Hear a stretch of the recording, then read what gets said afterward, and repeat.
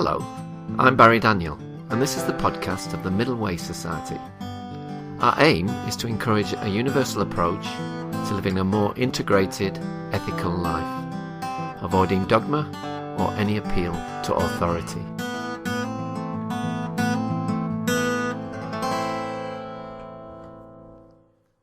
In the interviews for the Middle Way Society, when appropriate, I generally ask people what their understanding is of the Middle Way and how it might relate to what they've been talking about.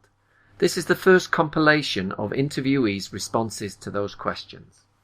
Vidyamala Birch, the co-founder of Breathworks and the author of Mindfulness for Health, spoke about her life and work, and I asked her how she thought mindfulness practices related to the Middle Way. Well, I think with mindfulness practice, if you're sitting to meditate every day, or you're lying on your bed doing a body scan or whatever it is, you're going to become more aware. That's what's going to happen, because that's what mindfulness practice is. You're going to become more aware of your body, more aware of your thoughts, and more aware of your emotions. It might be that initially you just become aware that you're really tense. Yeah. You feel really blocked or very resistant, whatever it is. But that is awareness dawning. And that means you will become more integrated, and you'll become a person who's, as you bring more stuff into awareness, you can then process it, and you can then integrate it within your psyche, within your consciousness. And that means you're no longer going to be a person who's so polarized within yourself. Yeah. And then that means you'll be a person who's less polarized with the world around you. And I think we can call this integration, and you can look at it both on what we could call a horizontal and vertical level. The horizontal is where you become more aware of different aspects of your conscious mind. Yeah. Yeah. Okay. So you might become aware of your thoughts, and you realize that you have thoughts of anger that maybe you weren't really even that aware of before. Yeah. And being aware of an angry thought is very different from being lost in an angry thought. Okay. Yeah. You say, wow, that's an angry thought, as opposed to, I hate that person. Yeah. That's quite a shift. There is a difference there, definitely. Yeah. And then I think the vertical integration is more where you become aware of what's in your unconscious. It kind of bubbles up, or your subconscious, it bubbles up into your conscious mind. And you can also become aware of sort of higher states of mind, at times when you're feeling very clear, happy, loving, and so on. So I think mindfulness is by its nature very integrating. Okay. Yeah. Particularly when it's combined with these loving kindness and compassion practices. Yeah. And that means you're going to become a less conflicted person internally and with the world around you, which is more of a middle way approach, I think, isn't it? Yeah, that makes sense to me. Given that you teach mindfulness practices beyond the Buddhist tradition, what do you think of the idea of the Middle Way as a whole being taught beyond the Buddhist tradition? Well, again, as I've been saying earlier on, I'm a tremendous pragmatist. So I think if the Middle Way is a method where people can sort of grow and develop as human beings, take their place in humanity within a skillful and generous and loving way, then wonderful. The world is desperate for ways to bring harmony. The world's in a terrible state, isn't it? So the world is desperate for anything that's going to enable people to become more whole, more integrated, more positive, less conflicted, conflicted both within themselves and with the world around them.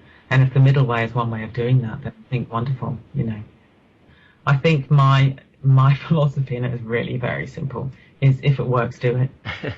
That will be the litmus test, does it work?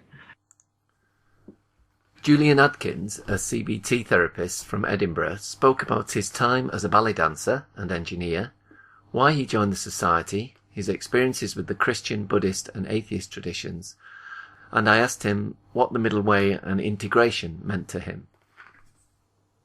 Well, of course, I first came across the idea of the Middle Way in Buddhism, and I think probably in common with a lot of people, my initial impression of this idea was simply that it's some kind of notion of temperance, that you don't go to the extremes of asceticism on the one hand, but going to the extremes of self-indulgence and a certain kind of hedonism at the other end of the spectrum is equally unhelpful. So, but obviously I've come to understand it in a much wider way, a much deeper way, as time has gone on, as being a middle way between, I suppose in the classical framework, a middle way between certain eternalistic metaphysical perspectives and nihilistic metaphysical perspectives.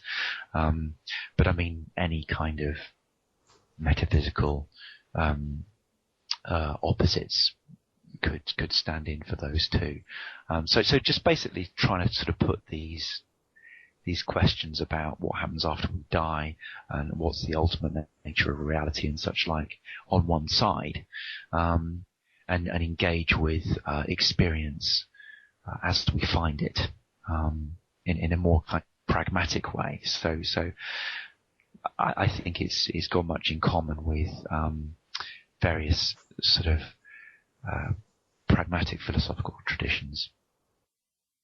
Okay, and what about this notion of integration as part of middle way philosophy? What are your thoughts on that? I find it a very helpful idea. Rather than demonizing certain desires that we have, recognizing that desires are just desires, we have them, and desires are complex. My understanding of desire is that it's got different components. It's got cognitive as well as affective components. How we feel about things is very intimately linked with how we think about things and what we believe. And I guess this fits very much with my experience as a cognitive behavioral therapist as well. Bringing these ideas together in a way that they're working together. So how can we meet our human needs in the most holistic way, so that we're not trying to suppress anything, basically. Yeah. Ian McGilchrist, the patron of the Society, spoke about his book The Master and His Emissary, the value of the arts, his views on awe, modernity and religion, and I asked him how he felt his work related to the Middle Way. Well, I was very struck when I encountered Robert Ellis's work, and I did think that there were enormous overlaps there. I'm currently writing a book about the sort of rather paradoxical things that keep happening to us, if you like to see it that way. In other words, we think we're doing the right thing and setting about things, but because we've got a very simply polarized view, that it's either this or it's that, we tend to end up with conclusions or in places which we never intended. Yeah. And so, and I think a rather important point is that I don't think that whatever the middle way is, it's simply an average, as it were, or a sort of midpoint on a linear scale. You have to think in a non-linear way, as it being almost like something that's at right angles to the way we normally think. Mm. In other words, that might involve going in both directions, opposed as they might be, equally far, rather than sort of settling for. It doesn't mean a compromise. No. Although sometimes a compromise is a very mature, wise, and sane thing. Stephen Batchelor, the Buddhist author and teacher, spoke about his interest in photography and collage, how he sees art as an integrative practice, and I asked him how he felt it related to the Middle Way. This is where it gets a little bit tricky without actually being able to show you the work itself. But collage, I don't just sort of cut pieces of paper up and bits of card and bits of plastic and then just sort of glue them willy-nilly onto a piece of card. I follow a very, very formulaic principles of organization of the material. And that brings into play a tension between between chance and order, or randomness and order. In other words, the materials are random. They're not things I buy or go out to get. They're things I find. There's the element of chance there. Yeah. It's just what I'll stumble across. But there's very much an element of order and control in the way that these found objects are arranged. And they're arranged on grid patterns, a bit like mosaics, and they're cut in particular ways that follow certain, I suppose, if I were a mathematician, there's probably some algorithms at work somewhere, but I don't think mathematically. I find that the organizing structures of my work actually come to me as I'm thinking in pictures. I know that might sound strange, but many of the key moves in the development of my collage art have come to me almost as sort of epiphanies. I've seen in my mind, where the thing is going next. It's very difficult to describe what's going on there. But that's, in a sense, the sort of dynamic, the element of chance, which seems to trigger and perpetuate a particular sense of structure and order. Now, part of that structure, and so I'm getting to your point, don't worry, part of that structure has to do with a rather firm insistence on the principle of identity and difference. In other words, one of my rules is I never put two pieces of material together. I never let two pieces of material that are identical touch. So let's give me an example. I have a large work about 70 centimeters square, composed of about 1,024 white squares. Yeah. And those 1,024 white squares are cut-ups of 81 pieces of found white paper. Now, when you're walking down the street and you see a piece of white paper, you just say, oh, there's a piece of white paper. Oh, there's another piece of white paper. Oh, there's another piece of white paper. And you get them all together. And when you start putting them side by side, you realize that none of them are the same. In other words, they somehow illuminate the tension between things we would conventionally say, oh, they're the same, they're both white. Mm. And yet when you put them next to each other, you realize, well, actually, they're not the same, they're different. Yeah. They're both the same and different, in other words. So what I'm playing with is this sameness and difference. Now, this is, of course, a key argument in Madhyamaka philosophy, that things do not have inherent existence because they are not identical or different from other things. The categories of identity and difference are incapable of capturing the contingency, the fluidity, the emergence and the unfolding of life itself. So at some level, although this might sound terribly abstract, I'm trying to somehow play with the tension between identity and difference that somehow helps reveal the world as not reducible to our classical, linguistic categories, such as those of identity and difference. And that, of course, is the way of looking at Shunyata, which is, of course, the middle way. Society member Peter Goebel spoke about his career in nursing, working in Africa and being a prison Buddhist chaplain. I asked him what his thoughts were on the universality of the Middle Way, given that many people interested in the society have no connection with Buddhism. Well, I think that's right. That's important. I think that I think that Buddhism is Buddhism as it's expressed, as it's sold, as it's advertised to the West and in the West, and as it's developed in the West, is a blind alley. It's a blind alley. It's another ism. It's another lifestyle choice. I'm not disrespecting people who are sincere about it, but my experience of the various Buddhists and various sanghas is it's very superficial. There isn't a really engagement with the work that needs to be done, the work that we need to do. The Dharma, the teachings of the Buddha.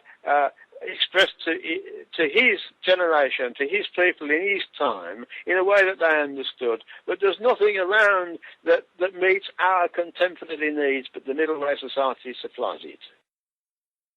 Tai Chi instructor John Balwell gave an overview in the interview of this popular martial art. I then asked him whether he saw a connection between the Taoist basis of Tai Chi, Yin Yang, etc., and with how he understood the Middle Way.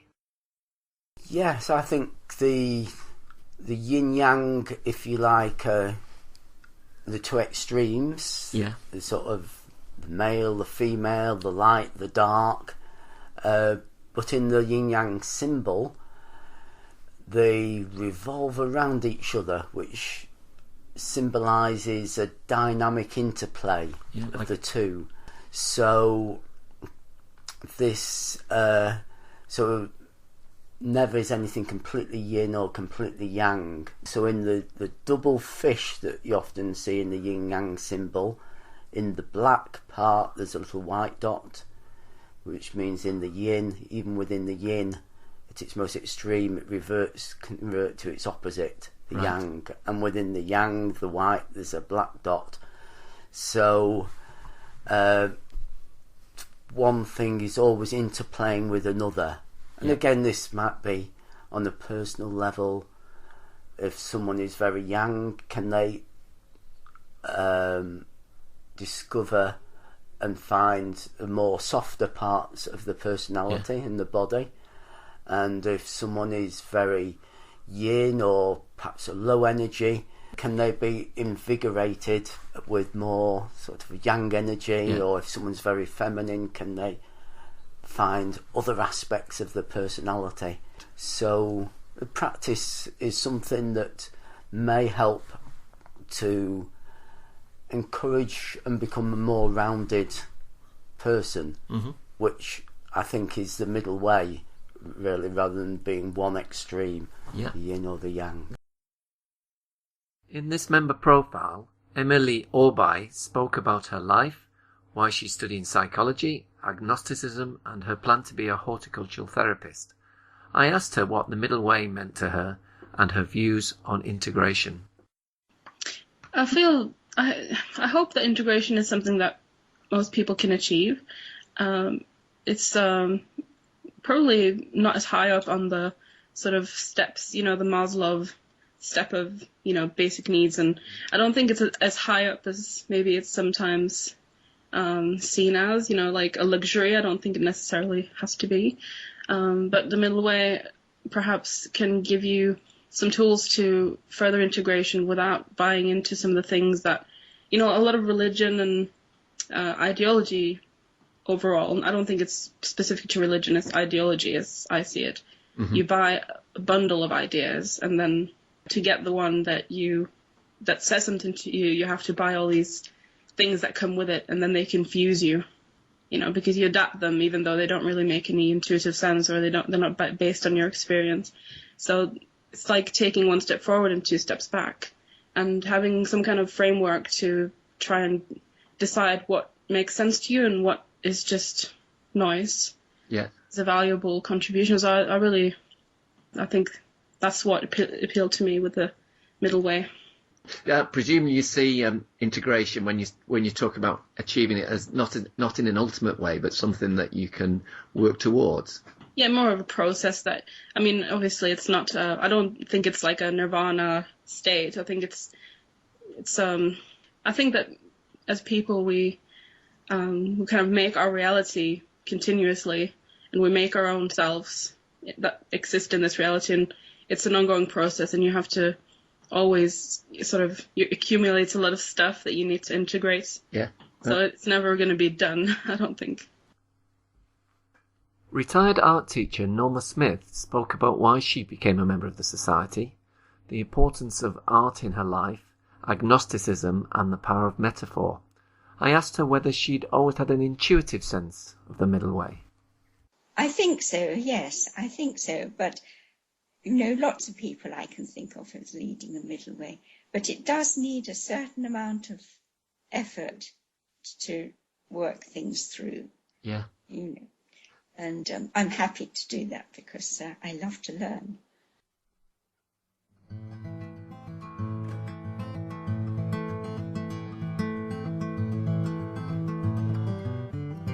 You can find out more about Middle Way philosophy at www.middlewaysociety.org.